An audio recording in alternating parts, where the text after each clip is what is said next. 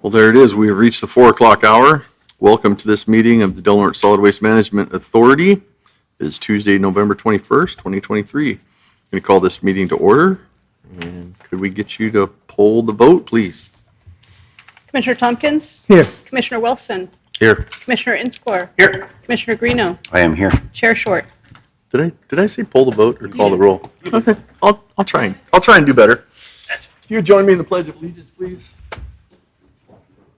Begin. I pledge allegiance to the flag of the United States of America and to the republic for which it stands, one nation under God, indivisible, with liberty and justice for all.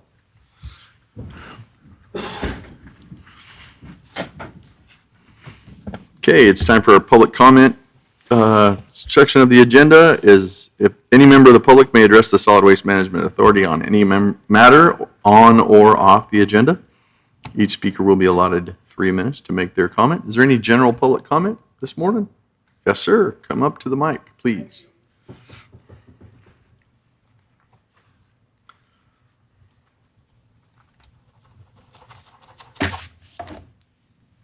Hello, my name is Steve Fessler. I'm a field representative with SEIU 1021. And I'm here to meet today with the union leadership and now speak directly to the board regarding the ongoing situation regarding the open MOU. As discussions have been going on for an extended period of time, we propose the union labor negotiation follows this timeline. This is a proposal. Board approval for the updated MOU at the December meeting. In January, we would focus on the classification corrections, equitable recompense, and the organization of the agency itself. I stand before you not just as a union representative, but also as a supporter and advocate for the incredible workforce at Del Norte Solid Waste Management. These hardworking individuals are part of the backbone of our community, tirelessly dedicating their time, effort, and expertise to ensure the efficient management of our waste. These 9 workers also managed to keep the 7-day-a-week 4-site agency open throughout the entire pandemic. Yet despite their commitment, they find themselves in a situation that's both disheartening and frustrating, to say the least. Overworked and underpaid, these dedicated employees often go above and beyond their duties. They've shown immense patience, resilience, and even though some have been working out of class for an extended period of time, and all without the compensation they deserve. Their dedication and loyalty should not be taken for granted. We cannot turn a blind eye to the importance of these individuals and maintaining the cleanliness and functionality of our community. Their dedication impacts us all. They are the ones striving to ensure our waste management system runs smoothly, allowing us to clean and have a healthy environment. It's time for progress.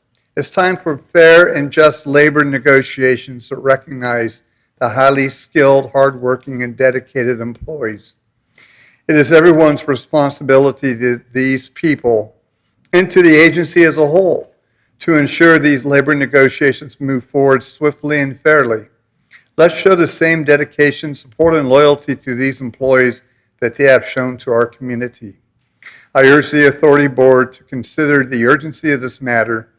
It's not just about fulfilling contractual obligations. It's also about acknowledging and valuing the dedication of these hard workers. This well-being directly affects the well-being of our entire community of Del Norte County. Steve, your time's expired, so if you could wrap it up, please. You bet. In conclusion, I stand in solidarity with the employees of Del Norte Solid Waste Management Authority. Let's work together to ensure fair treatment and just compensation just compensation. It's time for progress. It's time to truly value the dedication of these excellent and essential individuals. Thank you for your time, and I'm sorry to run over. Thank you for your comment. Is there any other public comment this afternoon? Okay, seeing none, we'll close the public comment period and go to item 1 on our agenda, and that's our consent agenda. We have 3 items. 1.1 is approve the minutes from the last session, Tuesday, 17th of October. 1.2 is approve payment claim number 9683 to the California Product Stewardship Council for $8,588.94. And item 1.3 is approve a payment claim number 9667 to North Coastal Laboratories for $6,848. Move to approve. Got a motion to approve. Do we have a second? Second. Is there any public comment on the consent agenda? Okay, seeing none, I'll bring it back to the board. Is there any discussion? Seeing no discussion, Kara, would you poll the vote, please? Commissioner Tompkins, Yes. Commissioner Wilson, Yes. Commissioner Inscore, Yes. Commissioner Greeno, Yes. Chair Short. Yes. Okay, item number 2, director's reports. Ted, you're on. Thank you, Chair Short. Briefly summarize some of the events and activities of the authority staff that are not otherwise covered on the agenda. On the 16th of October, we met with the local solid waste task force at the Talawadeni Natural Resources Department. I'm glad to say this is the second time we've met at a tribal office, and it shows a good partnership with the tribes as part of this entity. Also discussed during that meeting was the high level of contamination in the community drop-off recycling bins at the Smith River Post Office and the Howlanquet Village and Resort. We did look at the drop-off bins at the Smith River Post Office and noticed not only the bins were pretty rusty and they lacked the label on the end indicating what should go in the recycling bin and what should not. So we're assuming Chandra Ordway, who's the zero waste specialist, has remedied that situation, as she said she would following that meeting. Kira and I have been on the Rethinking Recycling program on KFUG 101.1 FM the last several months. In November, we talked about ways to reduce food waste, and thankfully Meredith Knowles from the Del Norte and adjacent tribal lands Food Council also joined us to talk about some of the food rescue and redistribution programs. On December 14th, we plan on returning to KFUG to discuss waste reduction tips for the holidays. On November 8th, the director attended the Redwood Regions Rising meeting, and some of the information is attached following that. I think there may be a great opportunity to work with that group in some of the food rescue and food redistribution programs that we have, as they are already starting to talk about a food hub. And so I intend on continuing to attend those meetings and look for ways that we might be able to work together. On the 17th of October, our Weights and Measures came and recertified the scales at the Del Norte County Transfer Station. This is an annual activity. We could have used a little bit more notice, but essentially that inspection indicated that it's time to get those scales serviced again, so we will be scheduling for that servicing in the next couple of months. There have been ongoing negotiations with the union, which we'll discuss further in closed session. And I'm glad to say that all employees of the Del Norte Solid Waste Management Authority are now permanent employees. This is the first time this has ever happened in the history of the agency, to my knowledge. And it definitely speaks to the staff that we have, the teamwork, and the dedication of each of those individuals. Also attached to this report is Form 303. That's an annual report that we submit to the state regarding the hazardous materials that we've managed over the year. And you will certainly notice, if you look at the details of that report, that most of the materials that are managed, 116,788 pounds, are managed through our daily programs, meaning that whereas a lot of times we used to collect the bulk of the materials during the one-day collection event, now that is absolutely not the case. The one-day collection event collected just a little over 12,000 pounds, but the rest of the year, our daily recycling services through Hambro WSG collected 116,000 pounds. So a lot more of the hazardous materials that we're managing are actually managed by our daily operations. So that's the paint recycling program, the oil recycling program, oil filters, antifreeze, et cetera. So with that, I'd be happy to answer any questions, or I can move on to the financial Any questions reports. before we go on to the financials? Go right ahead then, Ted. Okay. Looking at our cash flow on item 2.2, we have 2.1 million in the bank plus 198,000 for essentially last month's rent. Looking at the accounts receivable, you can see that Kathy Brewer once again is keeping our accounts current, and that looks good.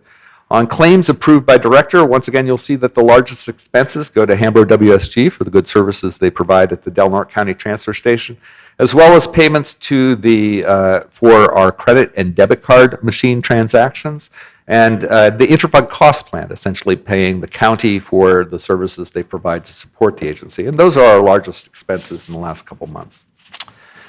Looking at the monthly cash and charge reports, you'll see for October we brought in 136,640, and moving on to the earned revenue comparison, I did hand out an updated sheet for you all to look at, but essentially we are currently well over 80,000 ahead of budget for this time of the year, so in general our budget looks good. I'd be happy to answer any questions. Any questions? No? Okay. We will move right along, Ted. Okay. Our next item then, Would be 5.1, Yep. sir. Next item is under the collections franchise. 5.1 is discussion and possible action regarding bear-proof bins available for Recology Del Norte customers. I'd like to appreciate Commissioner Wilson's inquiry about this, because we always want to try to find the best way to provide the services or to review the services that are available and receive your guidance about how we might be able to improve those. And so the question arose about bear-proof bins. Particularly, I believe this arose in the early part of the spring, in that when the bears are hungry and the berries aren't yet ripe, they can be a little bit more aggressive in terms of looking into what trash, and especially during fishing season when you got fish carcasses and things like that, the bears can be very inquisitive. We did, when we released the new franchise, which began in 2011, that was the first time under the collections franchise, the collector, Recology, is required to provide bear-proof bins. So as we bid this whole project, we said, all right, you got to provide a cost for what it would be to have a bear-proof bin. And they provided that cost as part of that whole package. So that's where we currently stand, and that we've adjusted those rates by CPI as we do each year. But we can't necessarily just pull out that one rate and say, this one's too high, we want to change that one.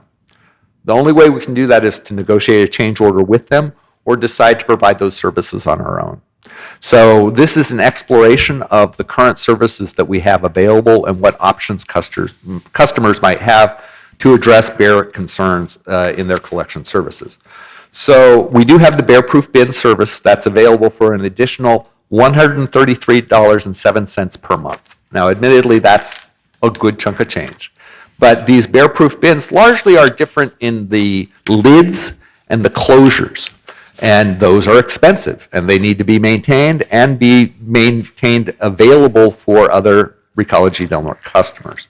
And so while it's a high price, it's also a somewhat justified expense.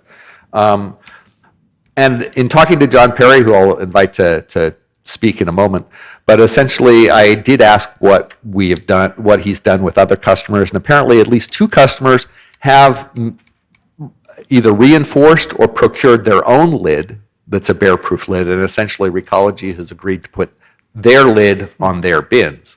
That can be a way of addressing this cost. One other option that might be available to some businesses would be to look at a way of sharing a bear-proof bin in a location where their sharing might be an option. So those are kind of the 3 flavors that we have available, and I'd be happy to discuss this further, but I'd like to invite John up in case he has anything further to add. No reason to get mad, John, just come on.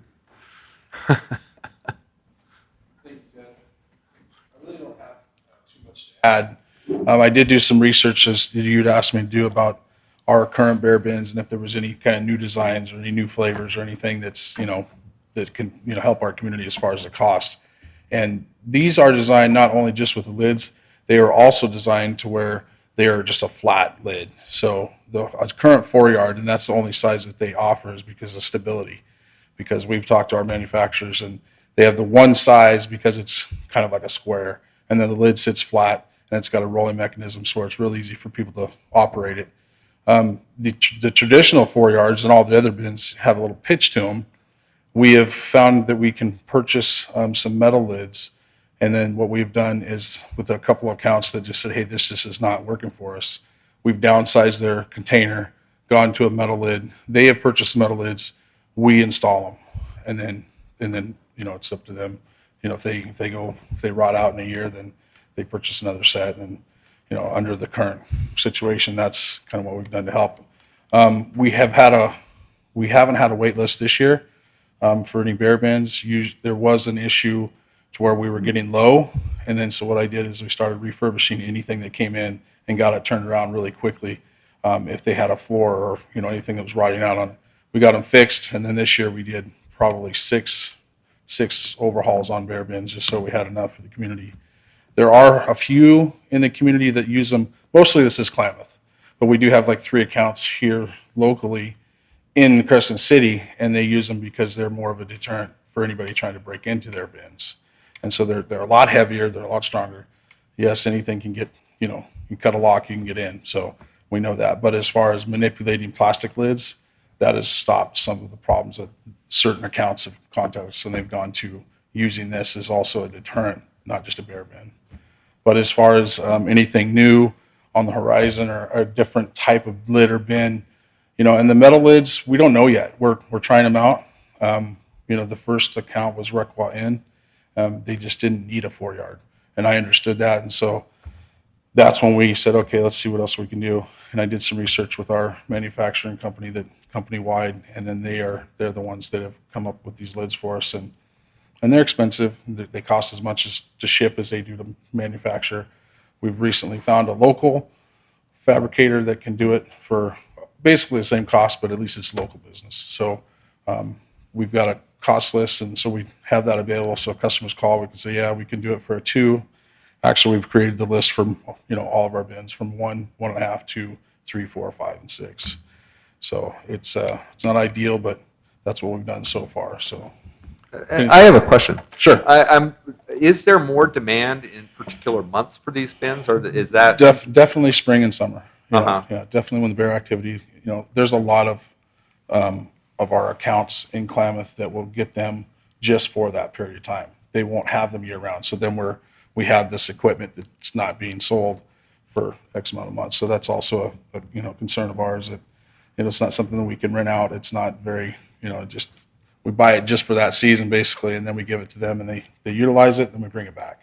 Right. So there are some that use it year round for sure. But any questions I can try to answer for anybody? Yeah, for me. Sure. So if I could get a rate list on those particular size, I assume is it just a flat rate or is it variable for different sizes? It's the regular rate plus 133.07 for the bear-proof lid, so it Just for really the depends 4-yard. on the size. Just for the 4-yard? It's only yeah, offered on the 4-yard. If I could get the variable list for all the different sizes that you're Oh providing? yeah, that's published. But Okay. as far as the bear bins? Yes. Yeah, just 4-yard. That's the Just- only one. that's the only- That's the that's only the one only- they make. But for us to help the community, we've said that we will order these metal lids, and then the companies, each individual person, they buy those lids, and then we install them. But that's And what's the That's just a basic flat metal lid. cost for that? those run from about $475 to $575, roughly. Is what we just recently got that quote. So Okay. yeah, And those are just, they're a little bit different each price actually. right. And that's a one-time cost, their cost? Correct. Right, and so that would pay itself off if you were to use, say, 6 months of bear-proof bins. Right. And those are painted and they're done, but they're not going to last forever. They're metal, Right. In the coastal community, that's why traditionally most of your containers out there and lids are plastic. And then carbon my other question on the bear proof is that the 133, is that both for residential, commercial? Is that the same price?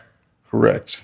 And traditionally, you don't have bins going to residential. That's not something we do unless they're running a business out of their home. So yeah.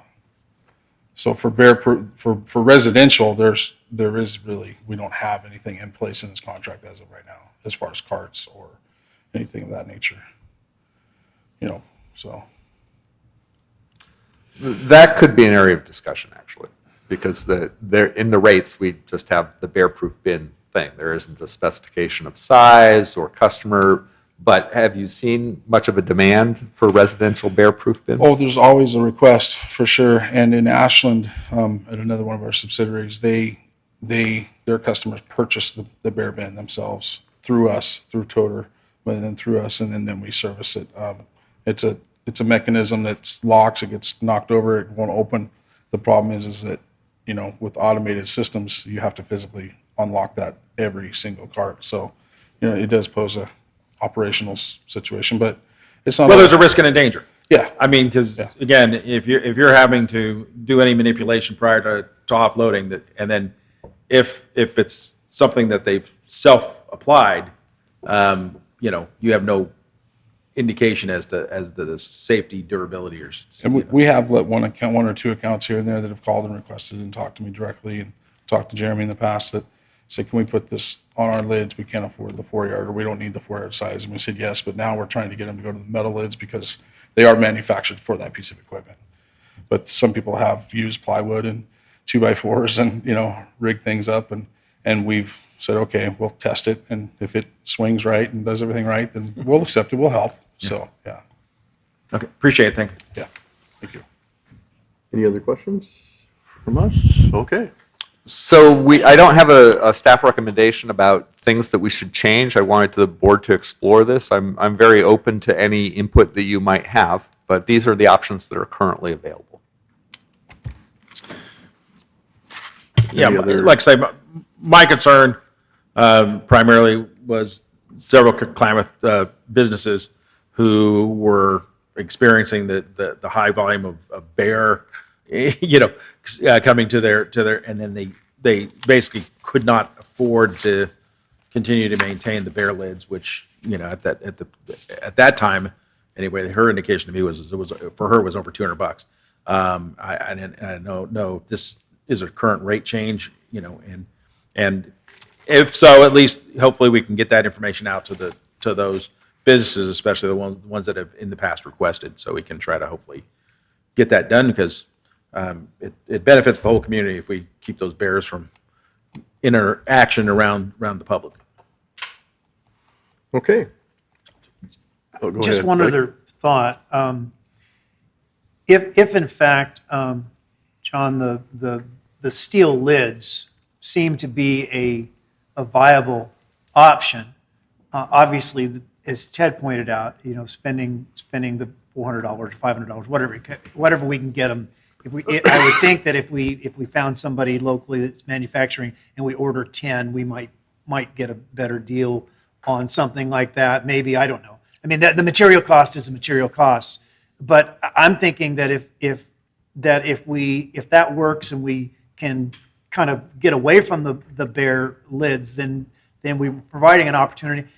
And if we powder coat those things, they're going to last a lot longer. And then, we could look then they're not going to want to bring it back and say, trade it out, I don't need the bare lid. Maybe that is just the standard dumpster in a bare area. And to be able to get that, you cover the cost of this upgraded lid, but then it doesn't change what your monthly outlay is. I mean, if the steel lids work, I'm assuming that you're going to have to modify the bail a little bit as well, because you don't have that, the height is going to be different.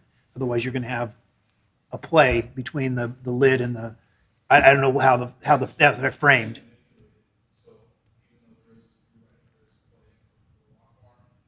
It needs that much space swing for it to manipulate.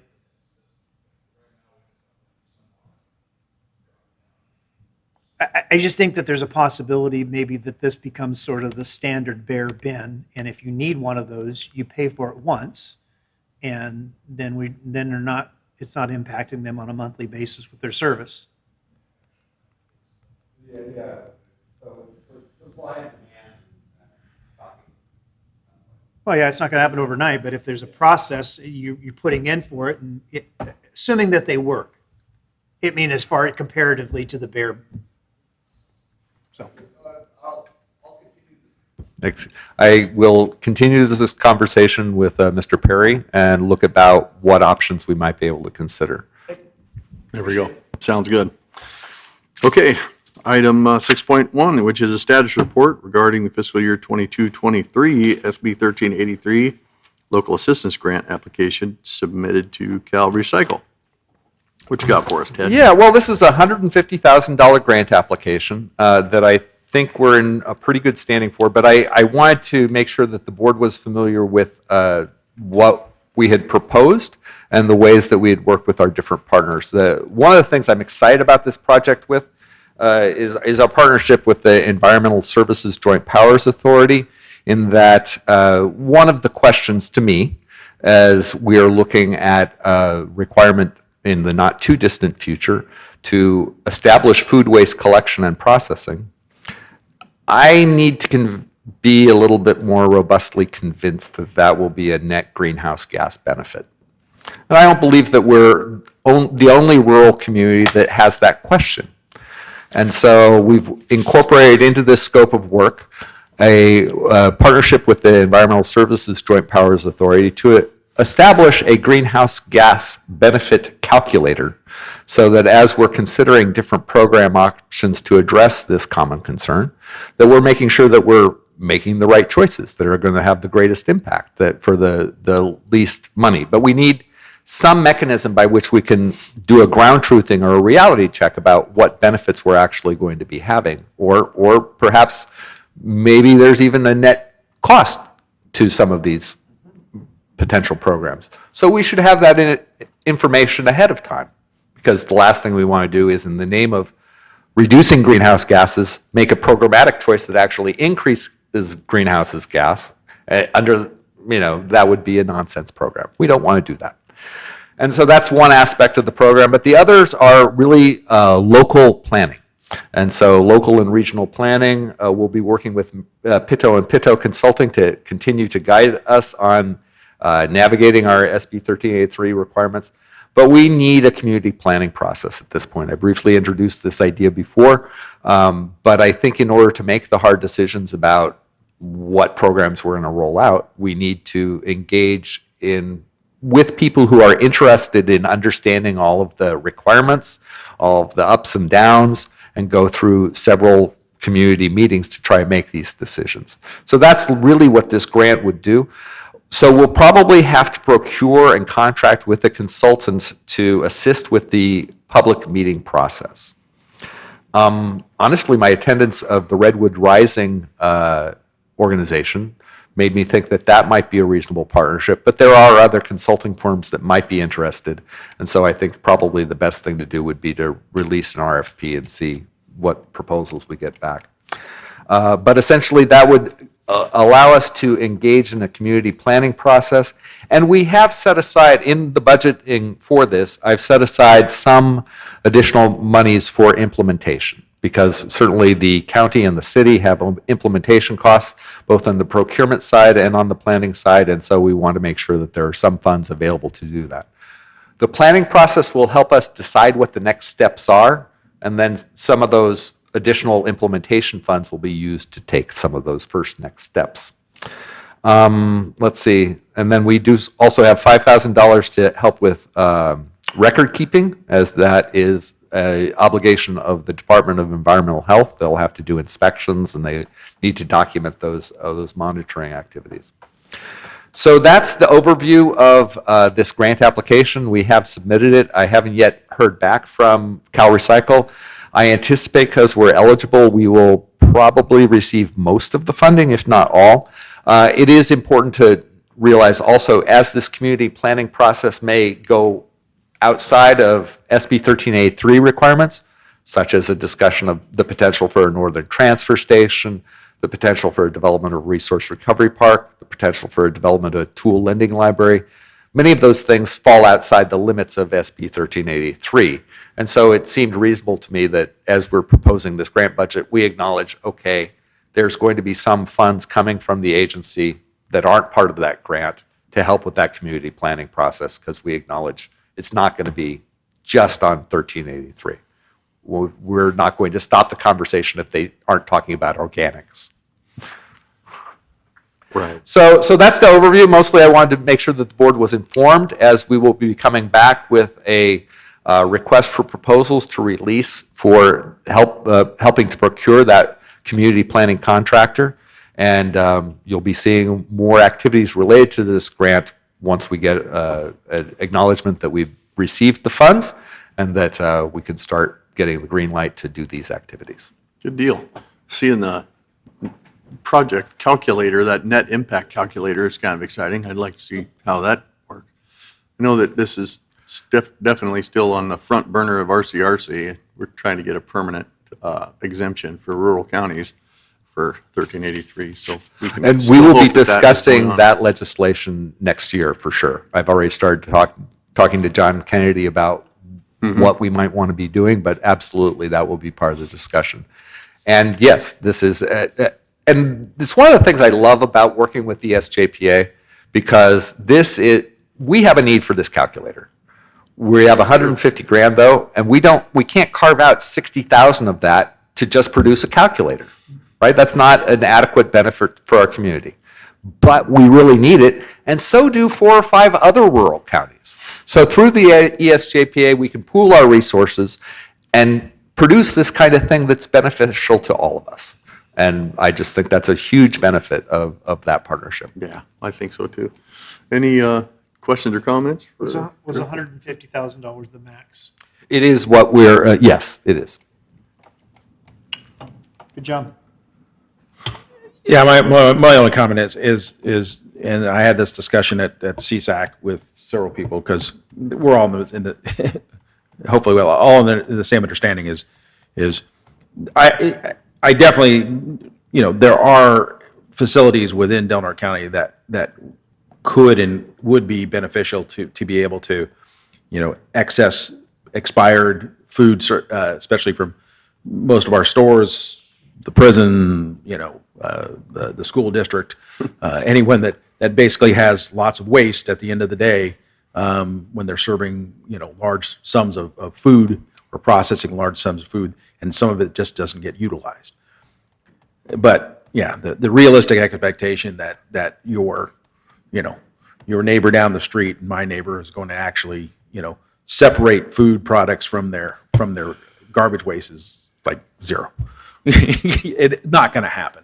I mean, we can't even get them to wash cans, right? So, and in reality, we have to do what we can do, but there are places within this community, I think, that would absolutely it would be workable, doable, and have a positive net if you can redirect some of those food wastes to viable sources. But as a whole, it's going to be hugely problematic to try to implement those kind of programs in areas as remote as ours. And that's exactly why we need to go through a community planning process, because we need to have a broader segment of the population who understands these requirements and can help us navigate and prioritize. Because once we set, all right, we're going to do this, this, and this, we all got to be on board. Once we set the plan, we need to be committed to that plan and not second guess it. So we want to develop that in a way that everybody has a chance to put their input and make sure that it's something we can all agree to. And a fun fact, prisons are exempted. Yeah. One of the biggest probably producers of leftover food in our county, and they're exempted. So anyway, any other discussion on this item? Just really quickly, following up a little bit on what Dean said, and something that Ted mentioned. The calculator, I think, is crucial. There's two, well, there's more than two, but there's two streams of concern here. One is just being a good steward in your community, not just throwing stuff away just because it's easier to throw it away than it is to do something responsible with it, which is great if we can do that with food waste and so forth. But when it comes to the greenhouse gas benefit, if this calculator shows that there is a material greenhouse gas benefit based solely on food waste in Delaware County, somebody needs to go back and look at their calculator again, because it's an economy of scale issue. The amount of food waste that would have, if it all just went in the landfill versus all being, it's not going to move the needle on that. I just can't believe that, which I appreciate you saying that. That doesn't mean we shouldn't be good stewards, right? Doesn't mean that we shouldn't do, and that's the community engagement part, where regardless of whether or not it improves greenhouse gases in any material way, it may make an awareness to our community that says we could do a better job with stuff that's just being thrown away, and we could help people and we could help our environment. And so the education piece and the engagement, I think, is worthwhile. But yes, I'm very interested in this calculator, and if it says that somehow our food is making that big a difference, we may be asking for our 20 grand back. Well, alrighty. We've reached the end of our open session agenda. Anything else for the good of the order? Okay, we'll go ahead and close this open session. We will be entering into closed session for 3 items, and I don't believe we expect to have any reportable or things to report outside of closed sessions, but we will adjourn after closed session is over. And we will meet next on Tuesday, December 19th, right here at the Flint Center.